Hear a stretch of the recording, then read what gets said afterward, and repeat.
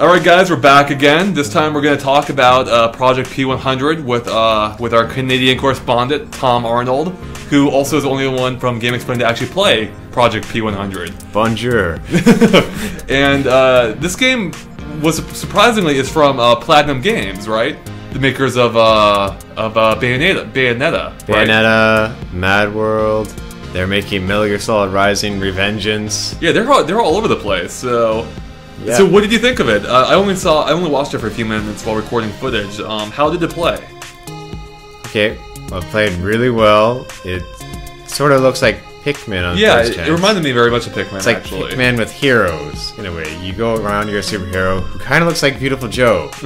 Apparently they were advertising it as from the makers of Beautiful Joe. I just thought Platinum made Devil May Cry 3. I didn't remember them being the Beautiful Joe guys. I thought that was Clover and Sephiroth. Right. Yeah, the characters definitely look like that. I believe they released a screenshot where it looks super blocky with just two guys up close. But the thing is, you can have a ton of these characters around. You go around getting civilians to join you, and they become superheroes.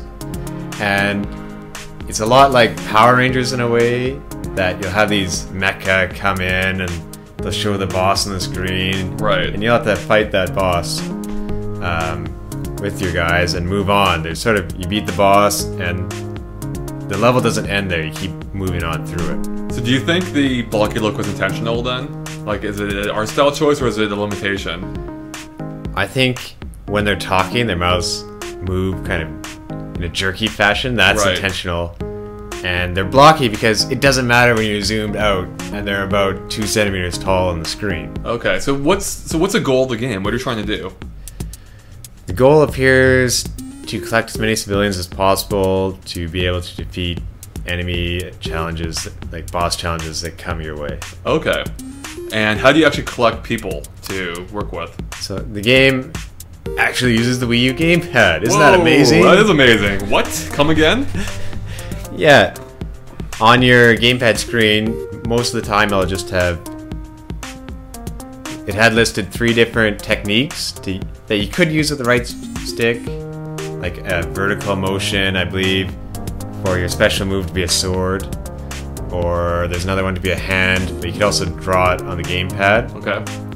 But when there is a civilian nearby, you can draw a circle around them, and you see a kind of rainbow path appear on the screen that grabs them, or is it kind of like using the whistle in Pikmin?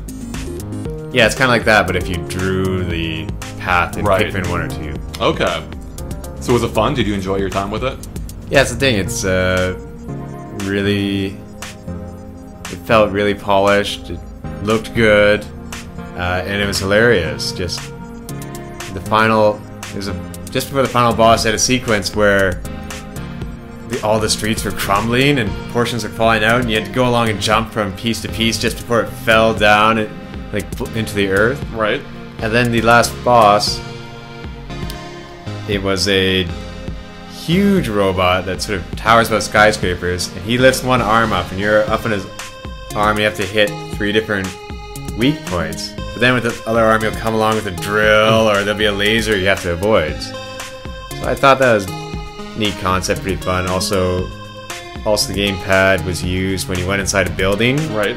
It's a look at the gamepad, and you see your main character up close. Okay.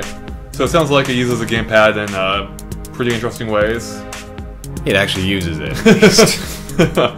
Alright, well, glad to hear that. So, I guess, that wraps up for Project P-100. Make sure to check out our other video discussions for the other games we played from the E3 show floor.